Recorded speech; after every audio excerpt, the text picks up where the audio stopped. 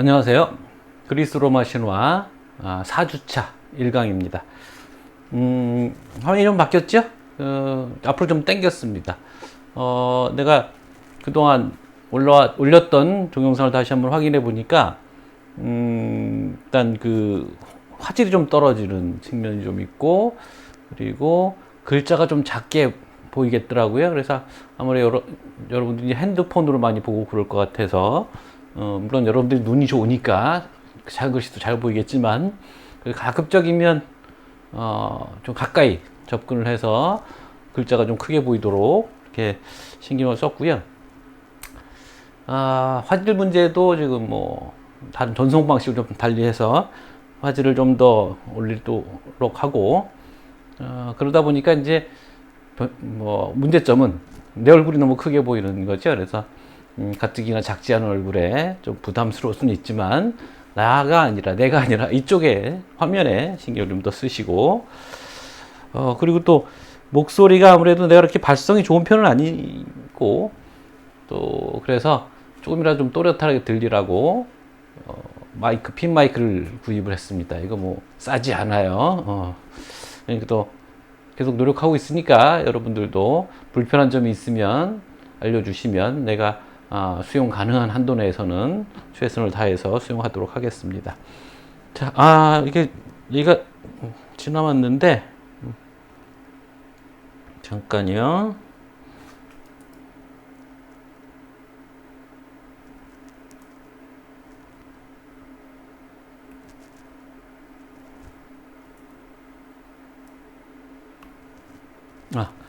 여기서부터 다시 시작합시다. 예.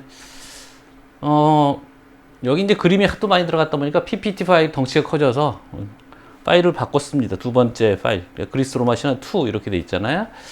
3개까지 만들어 놨는데, 3개까지 하면 우리 수업이 끝나겠죠. 아니면 더 분량이 좀 늘어나면 4개까지로 갈 수도 있겠군요.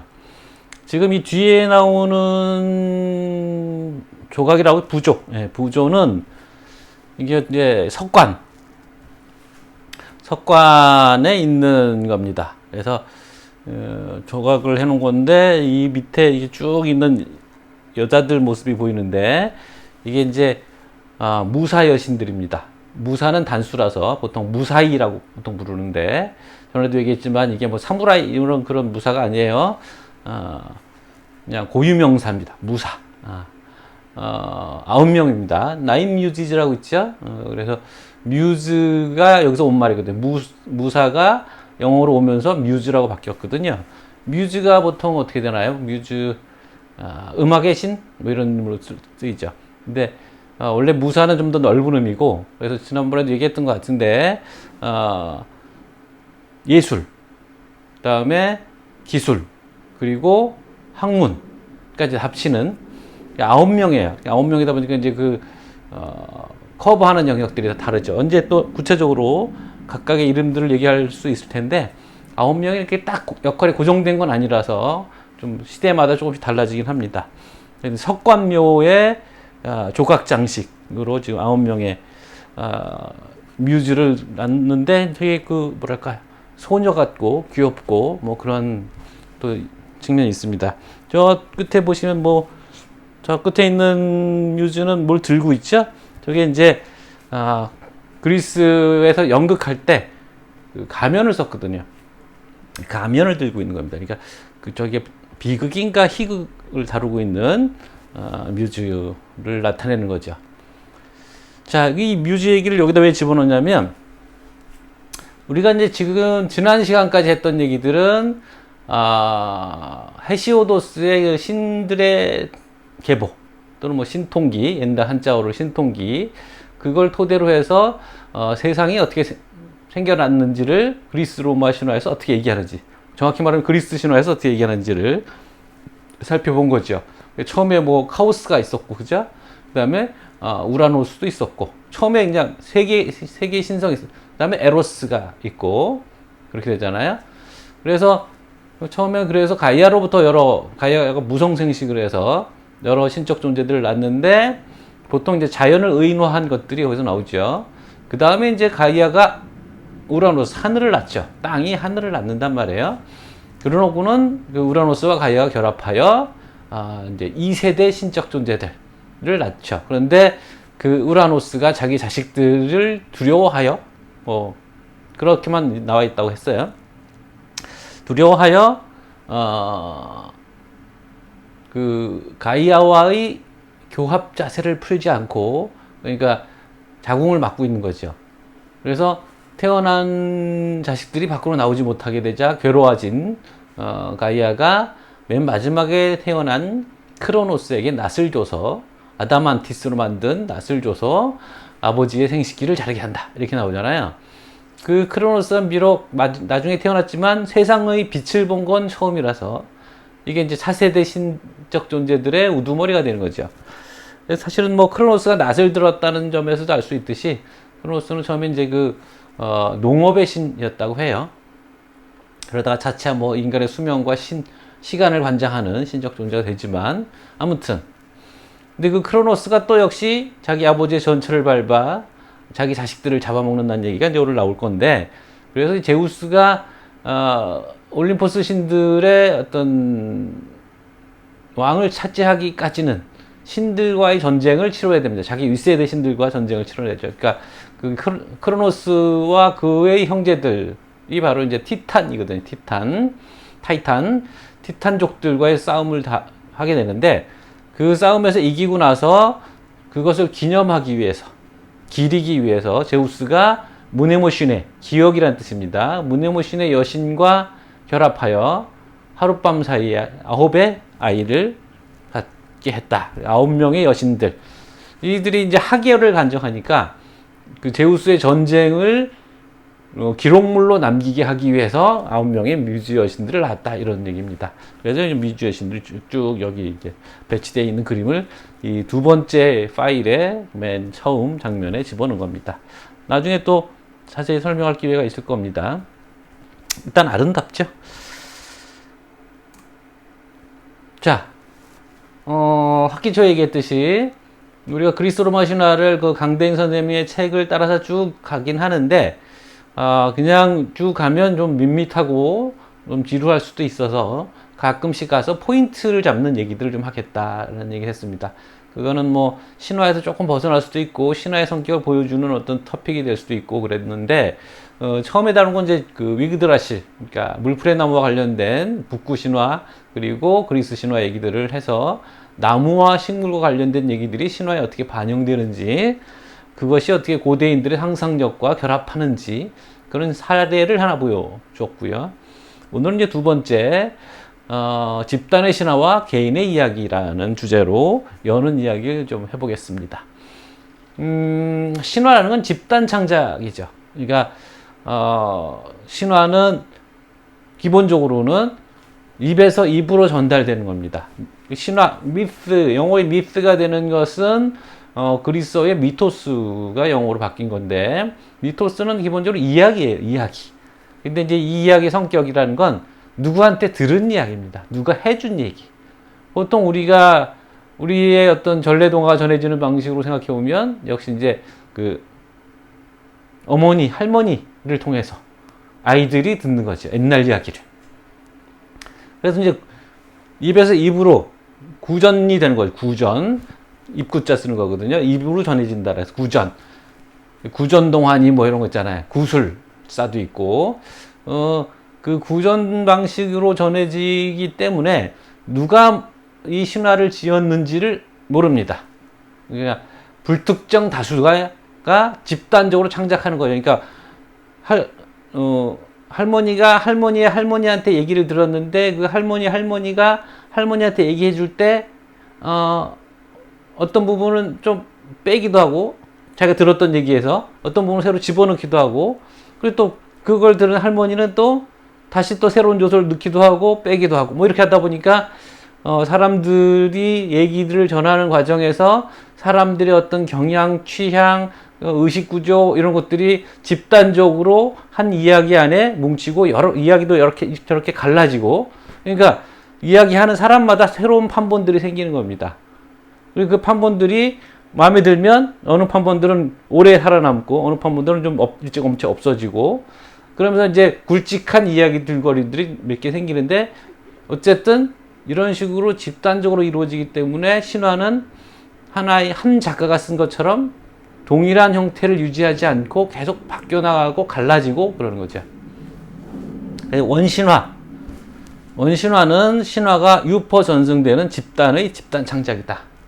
그래서 집단의 의식 또는 무의식.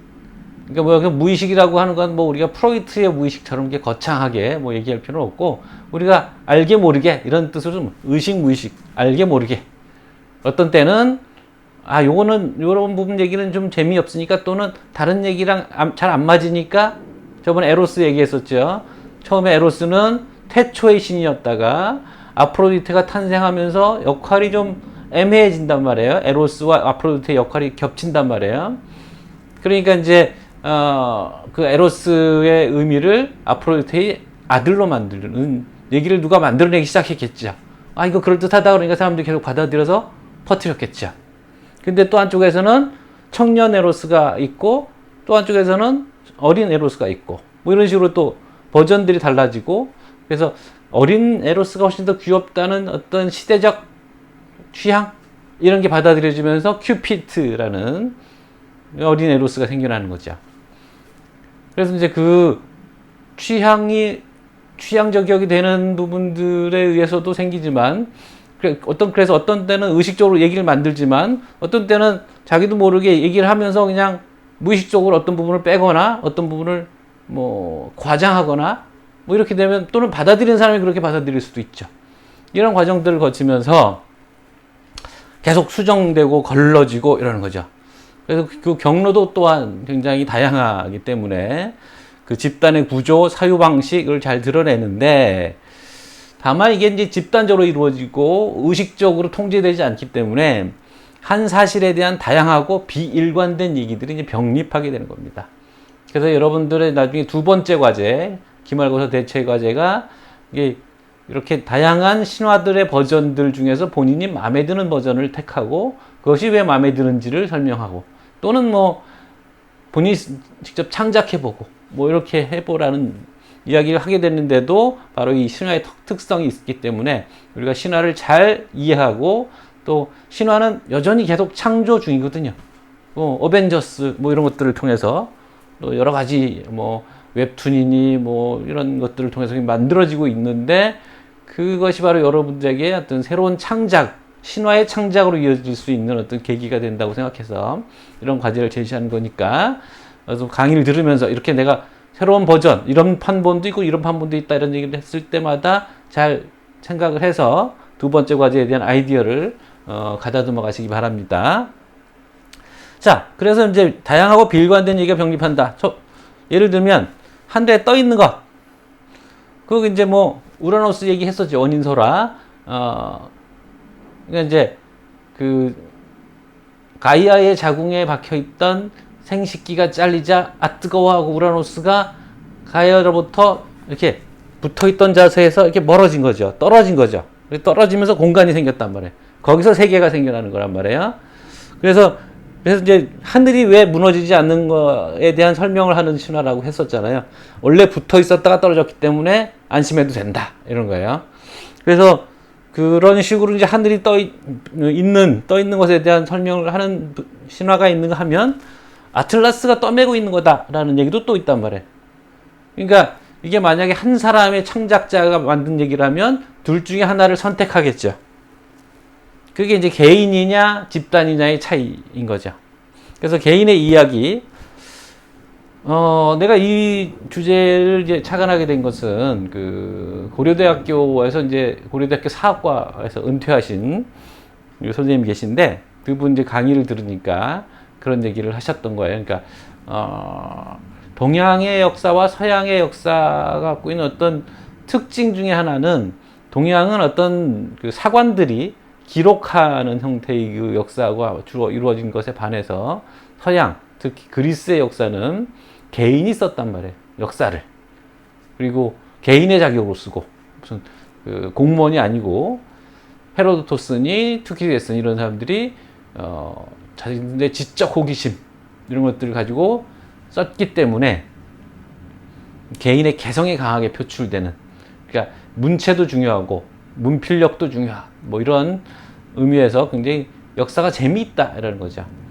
그런 얘기를 듣고 이건 이제 이런 식으로 적용할 수 있겠다고 생각한 거예요. 그래서 개인이 역사를 서술하게 되거나 뭐 철학을 설명하거나 또는 시를 쓰거나 뭐 이렇게 하게 되면 이게 호메로스나 헤시오도스 역시 이제 그런 의식적인 노력이 있는 거죠. 그래서 개인에 의해 이루어지게 되면 개성이 생기고 그 다음에 이제 합리화를 하는 겁니다. 합리적인 선택을 하게 되는 거죠. 두 가지를 같이 병존시키지 않는단 말이에요. 어느 게 더 그럴듯한 얘기인지를 따져보게 되는 거죠. 로마 역사 서술 같은 경우에는 이제 연년체로, 이것도 이제 거기 이제 제관이 있어요. 로마의 제관들이 있는데 제사장, 그 제관들이 하는 일 중에 하나가 그 해의 중요한 어떤 행사들을 기록하는 겁니다. 그게 매년 그러니까 수백 년이 쌓이는 거죠. 연년체라고 하는 건데, 몇 년도에 무슨 일이 있었다, 그 기록들. 이러다 보니까 이거는 이제 비개성적이고, 관점은 탈색되고, 그러니까 어떤 관점에서 역사를 볼 것인가, 뭐 이런 문제의식은 없고, 일기 쓰듯이 써나가는 겁니다. 객관적으로. 그리스 역사는 이제 개인에 의해서 이루어지면서, 여기에 이제, 문체, 수사학, 글을 쓰는 어떤 테크닉, 그 다음에 역사를 보는 관점, 사관, 이런 것들이 결합돼서 하나의 작품이 되는 거죠.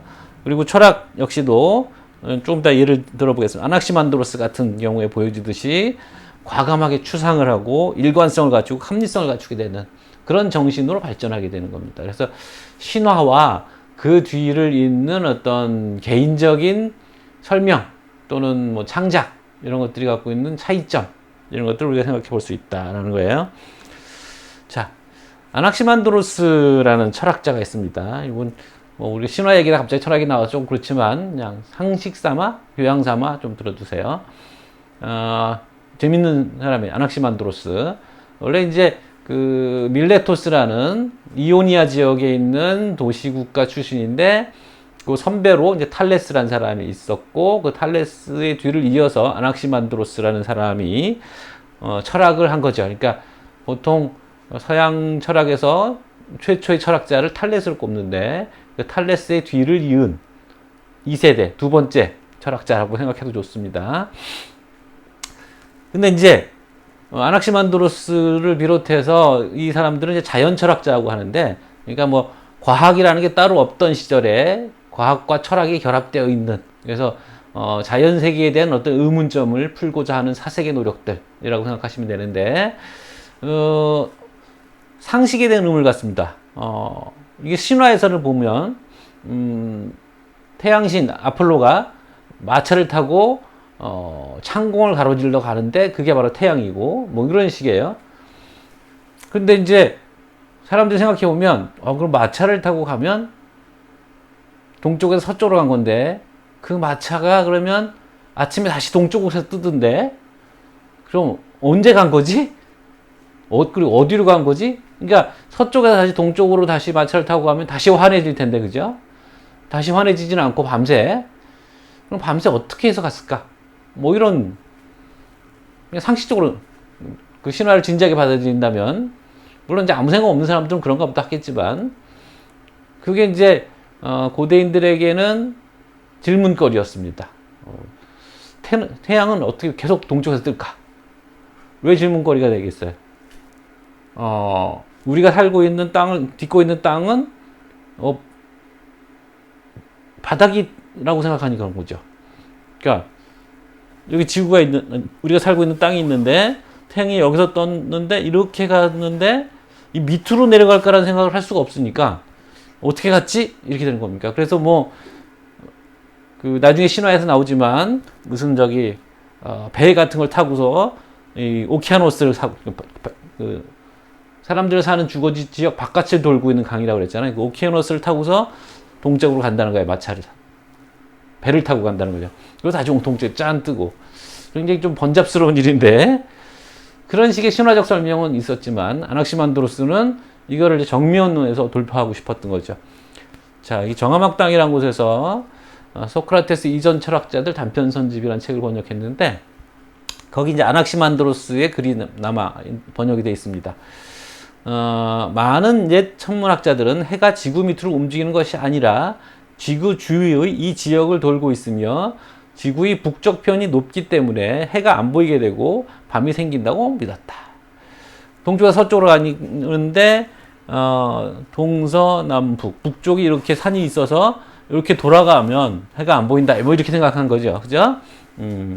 아리스토텔레스라는 사람이 관련된 얘기를 한 겁니다. 이게 아낙시만드로스 얘기는 아니네요. 자, 이게 이제 고대인들의 생각의 신화적 사고인 거죠. 그러면서 어떤 의미에서는 당시의 상식, 추측 이런 거죠. 근데 여기에 대해서 아낙시만드로스가 기존 세계관이 그런 건데 거기에 대해서 의심을 하는데 아낙시만드로스의 아이디어는 이런 거죠. 충분한 이유가 없는 것은 의심해 볼 수 있다. 자, 모든 것이 떨어진다는 건 상식적인 세계관이에요. 그죠? 그러니까 지구가 밑에 떠 있을 거라고 생각을 못하는 이유는 떠 있으면 가라앉으니까. 지구 같은 큰 땅덩어리가 공중에 떠 있을 이유가 없다고, 떠 있을 수가 없다고 생각하는 거죠. 이게 이제 그 사람들의 상식적인 세계관인 거예요. 모든 것이 떨어지는 건 상식적인데, 근데 이제 여러분들 별들을 보시면, 밤하늘의 별을 보시면, 물론 우리가 요새는 도시에 주로 살기 때문에 밤하늘의 별을 잘 유심히 볼 기회가 없지만, 이거를 별이 이렇게 밤에 계속 움직인단 말이에요. 근데 그 별이 밑으로 내려가요. 이따가 사진을 보여줄 텐데, 밑으로 내려갔다가 아침 되면 다시 이렇게 떠오른단 말이에요. 그러면 지평선이 이렇게 있는데, 별이 이렇게 떠서 이렇게 갔다가 일로 꼼빡 없어졌다가 나중에 이렇게 다시 돌아오는 거죠. 그러니까 동그랗게 돈다는 걸 일주운동에 이게 지구가 돌고 있기 때문인데, 그럼 그 지구 밑에 뭐가 있었다는 거죠. 그러니까 별이 뭐 땅에 부딪히거나 이러지 않는단 말이에요. 그러니까 그걸 보면 이제 우리가 지구가 떠 있다는 걸 알 수가 있죠.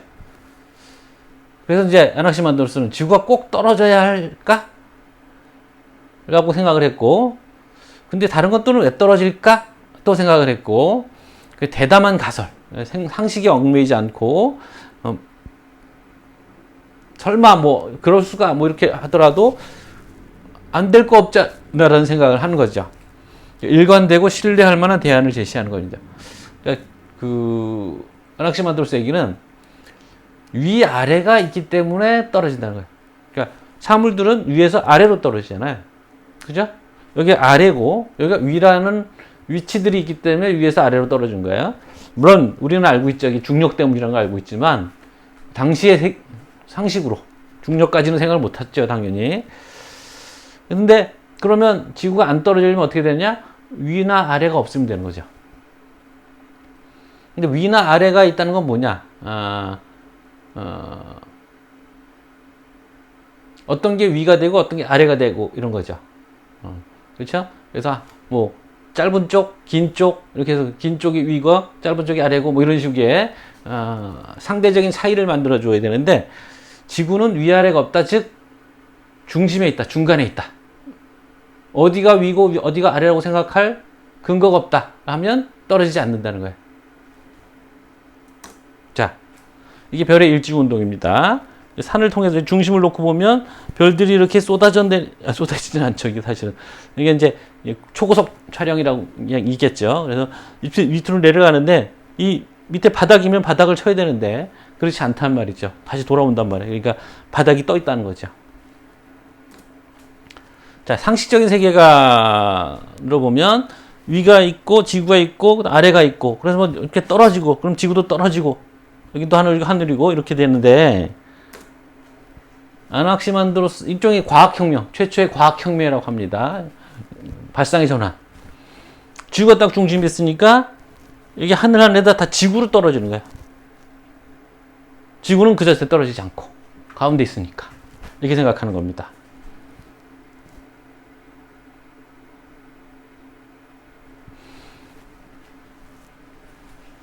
그래서 우리가 이런 식의 이제 아낙시만드로스의 아이디어가 로셀린인가 그 스페인 물리학자가 쓴 책이 있어요. 아낙시만드로스의 과학혁명인가 뭐 그런 책이 있는데 그 책을 내가 보고 하는 얘기인데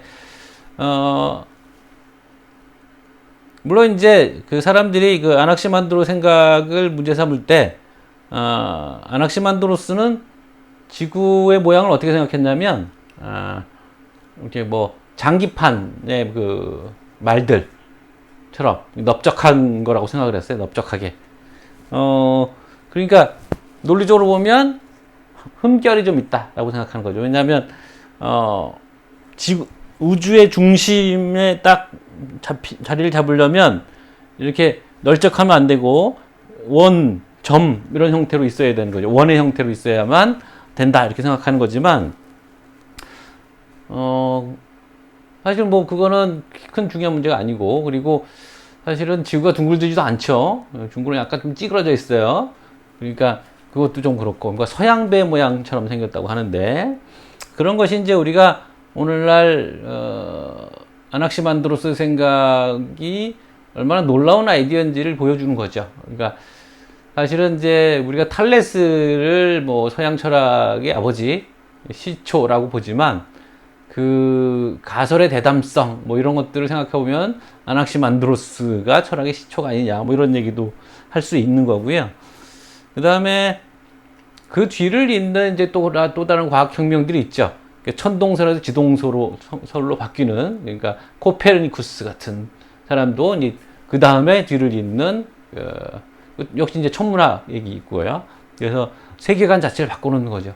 지구가 중심이었다가 태양이 중심이 되는 걸로.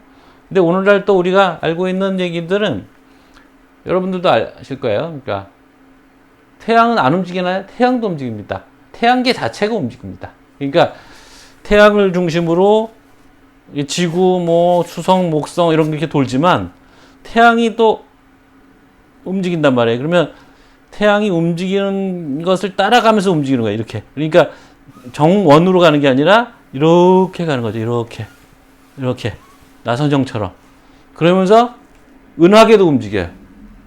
그러니까 태양계도 움직이고 은하계도 움직이고 그러니까 그 거대한 움직임을 머릿속으로 상상해 보세요. 이제 머리가 펑 터져가는 것. 그 유튜브 뒤져보면 그거를 뭐라 그러나 그래픽으로 만든 자료가 있으면 굉장히 아름답습니다. 태양이 움직이고 태양을 따라가면서 태양 주위를 돌면서 지구도 또 움직이고 그 태양계 전체가 움직이고 그 태양계 전체가 움직이면서 그 은하계를 따라가면서 움직이는데 은하계도 전체가 움직이고 뭐 이런 거, 그 그림들. 그게 이제 우리가 인간이 중심이냐로부터 세계관이 바뀌는 그 지점을 보여준 것이고 또한 그 다음에 뭐 과학혁명을 할 게 아인슈타인이 뭐 상대성 이론을 통해서 공간의 상대성 뭐 이런 건 뭐 그런 얘기 길게 할 필요는 없겠고요. 자, 참 정리하겠습니다. 오늘 뭐 이 주제로 한 타임이 이제 넘어가는 건데 아낙시만드로스를 사례로 들었던 얘기들이라는 게 집단과 개인의 이야기. 그러니까 집단 창작으로서의 신화가 갖고 있는 특성, 집단의 어떤 사회성, 구조, 사유구조 이런 것들을 잘 보여주는 것이 신화라고 한다면 다면성 이런 것들, 개인은 창작을 하면서 합리화시키고 합리화시킨다는 게 무슨 틀린 걸 맞은 척한다 그런 의미 합리화가 아닙니다. 설명을 합리적으로 하려고 노력한다는 것이죠. 설명이 됐던 것이 개인의 감정의 토로가 시와 같은 것이 됐든 간에 이런저런 얘기들을 막 난립하게 해놓는 그런 형태가 아니라는 거죠. 그러니까 개인이 이야기를 함으로써 합리성이라는 것이 들어서는 거죠. 어떤 의미에서는. 물론 그렇다고 집단이 뭐 완전 비합리적인 건 아닙니다. 여기 신화학과 관련된 좀 복잡한 얘기들은 있지만 우리는 뭐 어려운 얘기는 안 할 거니까. 자, 오늘은 일단 4주차 첫 강은 이런 식으로 여는 이야기를 하는 것으로 마무리하겠습니다. 수고하셨습니다.